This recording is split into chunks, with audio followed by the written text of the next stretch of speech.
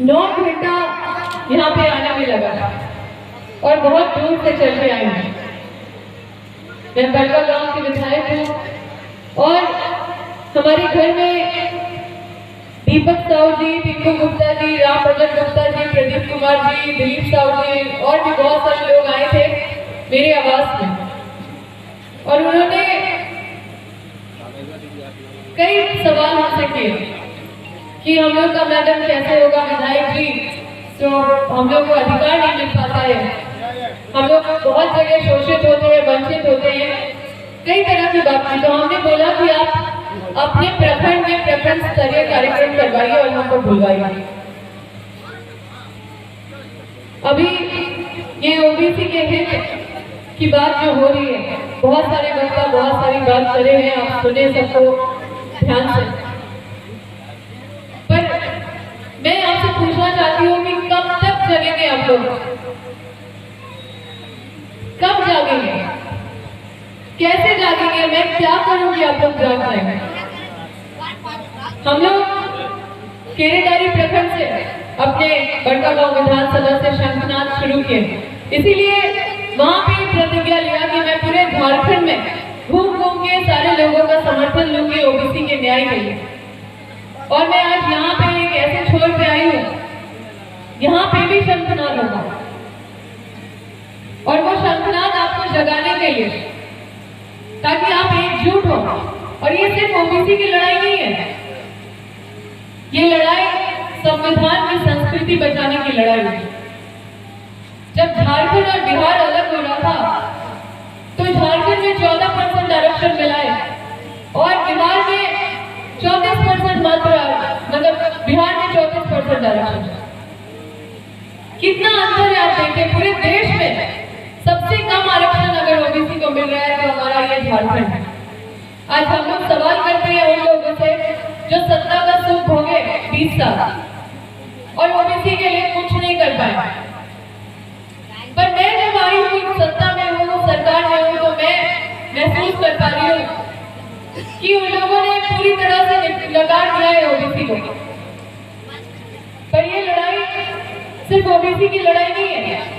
अब याद कीजिए, हमारे स्वतंत्रता सेनानी हर धर्म के थे, हर जात के थे, हर मजहब के थे, लेकिन एकजुट होकर सामाजिक न्याय की बात की, असमानता की लकीर को मिटाने की बात की। पंडित जवाहरलाल नेहरू, सुभाष चंद्र बोस, भगत सिंह, हमारे भीमराव अंबेडकर साहब, कई ऐसे स्वतंत्रता सेनानी, गांधी जी, सबने मिलकर ये तय किया था कि जो सबसे पिछड़े लोग होंगे, जो सबसे अंतिम वर्ग होगा, जिसके पास कुछ नहीं है, जो बहुत शोषित है, वंचित है। आज हमारा ओबीसी समाज, आप देखेंगे आर्थिक स्थिति में भी किस तरह का उसका सिचुएशन है। आप देखिए कि किस तरह से प्रशासनिक सेवा में इतनी कम भागीदारी होती है ओबीसी के वर्ग से।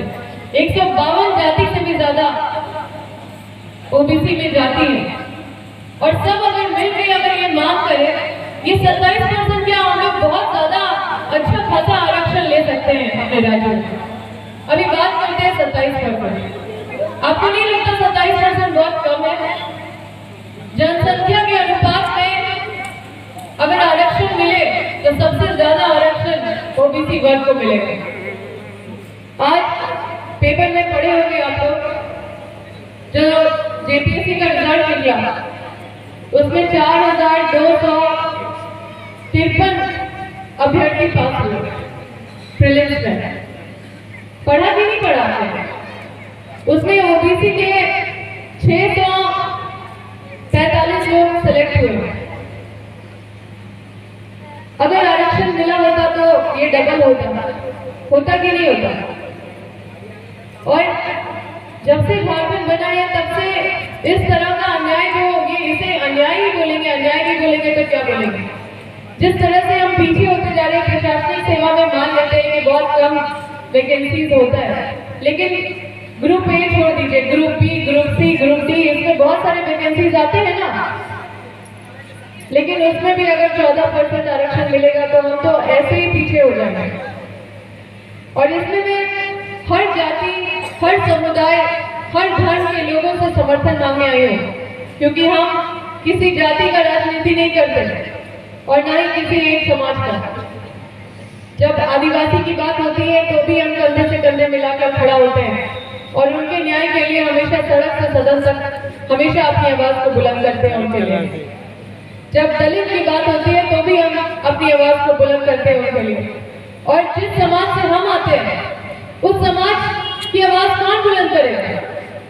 आज हम सभी समाज, सभी धर्म के लोग, सभी जाति के लोग से ये समर्थन मांगने के लिए अपील करते हैं। वो तो फोन नंबर आपको मिल गया है, उस पर एक साथ कॉल कीजिएगा तो कॉल नहीं लगेगा। एक बार मिस्ड कॉल जरूर होना चाहिए, इसलिए उस पर जरूर मिस्ड कॉल करना।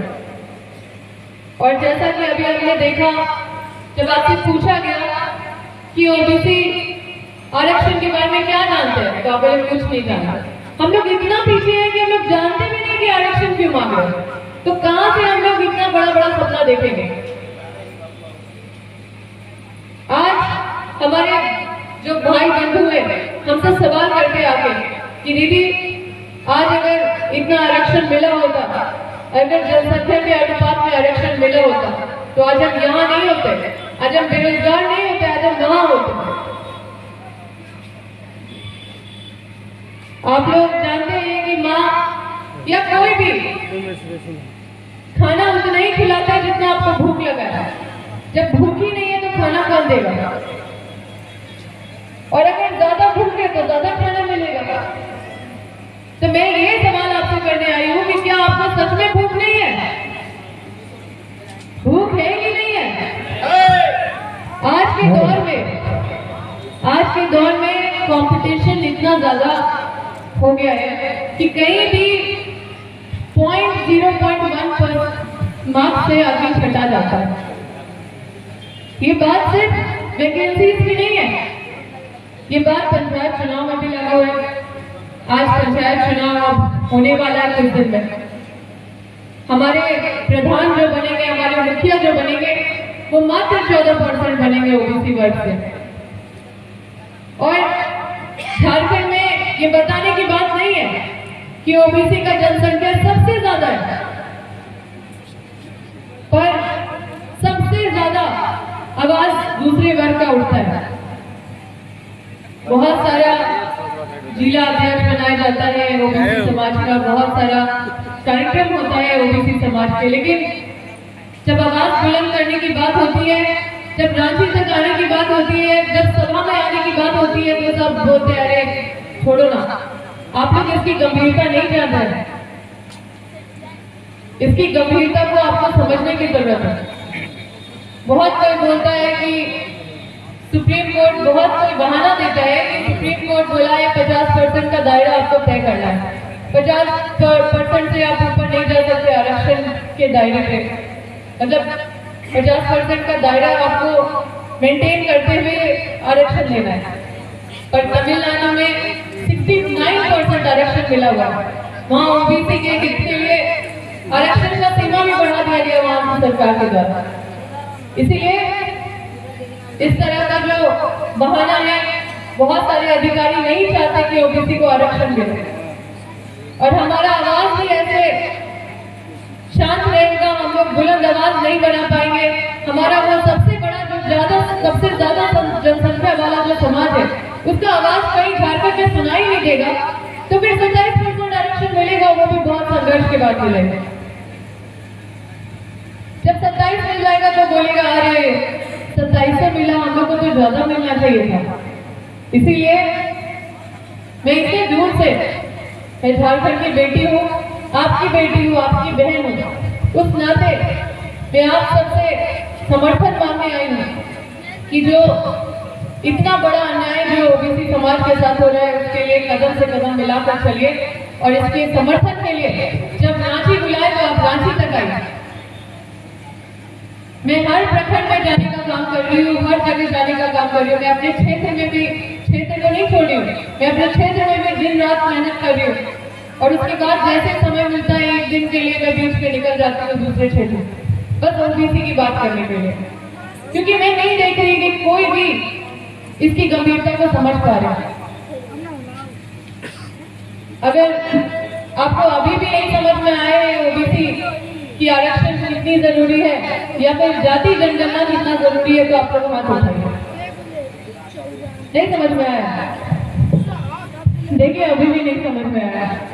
आरक्षण का ही देन है। हम बोले जो नहीं समझ में आया जानबूझ के पूछे कि नहीं समझ में आया, क्योंकि आप लोग कितना गौर से सुनते हैं वो जानना था। सब हाथ उठा रहे हैं। मेरा आना यहाँ पे और समय इतने दूर से आए हैं तो उसका मान, उसका सम्मान जरूर रखिएगा। हम पहली बार आए हैं यहाँ पे और आपसे ये मांगने के लिए आए हैं कि हम तो हर समाज के लिए, हर धर्म के लिए हैं, क्योंकि हम ऐसे जगह आ गए हैं कि हम सबकी बेटी हैं। लेकिन जिस वर्ग के साथ इतना अन्याय हो रहा है, कम से कम 27% आरक्षण तो हर राज्य में है। 27% से कम कोई राज्य में आरक्षण नहीं है, सिर्फ एक झारखंड है।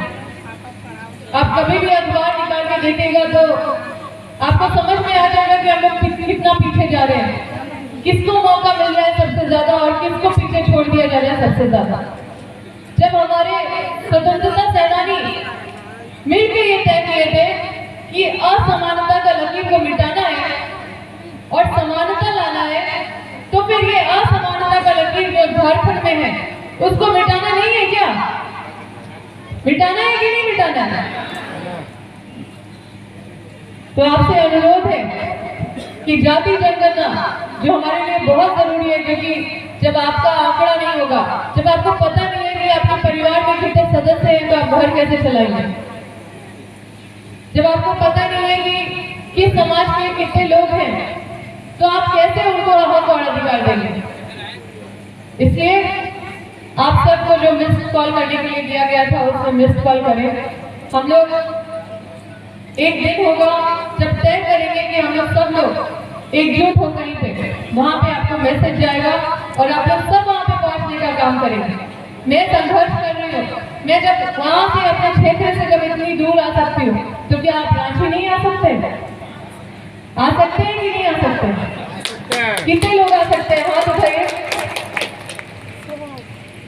देखिए, जब तक लड़ेंगे नहीं तब तक कुछ नहीं मिलेगा, और लड़ेंगे तो जरूर जीतेंगे, क्योंकि कोई भी लड़ाई का कभी कोई हार नहीं होता। और मैं उस परिवार से आती हूँ जिस परिवार ने हमेशा संघर्ष किया है और लड़ाई की है। आज भी हमारी जीत हुई है और हमेशा हमारी जीत होगी, क्योंकि हम लोग संघर्ष करते हैं, लोगों के लिए, अपनी जनता के लिए लड़ाई करते हैं। और शोषित वंचित जो लोग हैं, आपको ये पता है कि हमारा पिछड़ा वर्ग कितना पीछे होते जा रहा है, हर मामले में पीछे होते जा रहा है। तो इस चीज को गंभीरता पूर्वक समझने की जरूरत है। मैं यहाँ सिर्फ आपको जगाने के उद्देश्य से आई हूँ, चाहे कोई भी कास्ट के हो, आप यादव हो, सावण हो, कोई भी, या फिर पासवान हो, बहुत सारे कास्ट है, 152 से भी ज्यादा कास्ट है। सब लोग एकजुट होकर मिलिए, एक दूसरे से दूरी मत बनाइए। जब आप लोग सब मिल जाएंगे तो आपके बच्चे, अभी भी हमारे जो भाई बंधु हैं और आपके आने वाले, हमारे आगे आने वाली पीढ़ी, उनको फायदा मिलेगा। उनके लिए हम लोगों को लड़ना है और मैं प्रयास कर रही हूँ। मुझे नहीं पता मैं कितना सफल होंगी, लेकिन मैं संघर्ष कर रही हूँ और मुझे पता है कि मेरी जीत होगी। और आप लोग पूरा साथ दें इस लड़ाई में, ताकि हमारे जो नौजवान दोस्त भाई, हमारे आने वाली जनरेशन हमसे ये सवाल ना करें कि आप लोग क्या कर रहे थे। जब आप लोग को उस जगह आप लोग पहुंचे तो आप लोग क्या कर रहे थे? बाकी लोग तो छोड़ दीजिए, जो 20 साल से थे वो लोग तो सत्ता का सूप हो गए, पूरा कान में तेल डाल के सो लिए। लेकिन मैं भी आई, मतलब अगर हमसे पूछे कि अम्मा दीदी आप क्या कर रहे थे, तो कम से कम हम बोल तो सकेंगे कि हम पूरे झारखंड में घूम के लोगों को जगाने का काम कर रहे थे। इसलिए आज मैं तो बस एक प्रखंड स्तरीय कार्यक्रम था और मैं धन्यवाद देना चाहती हूँ आयोजनकर्ताओं को, जिन्होंने इतना प्रयास करके सबको एकजुट करने का काम किया है। और ये कोई एक वैश्य समाज की बात नहीं है, कोई एक साहू समाज की बात नहीं है, कोई एक यादव समाज की बात नहीं है, कोई पासवान समाज की बात नहीं है। ये पूरे सभी की बात है, चाहे कोई भी समुदाय से हो, कोई भी जाति से हो। मैं बहुत ज्यादा नहीं बोलूंगी, आप लोग काफी समय दिए, आप सभी को उसके लिए बहुत बहुत धन्यवाद करते हैं। मीडिया बंधु भी यहाँ पे उपस्थित हैं, आप सभी का हार्दिक अभिनंदन और धन्यवाद करते हैं और अपनी वाणी को यही विराम करते हैं। जय भारत।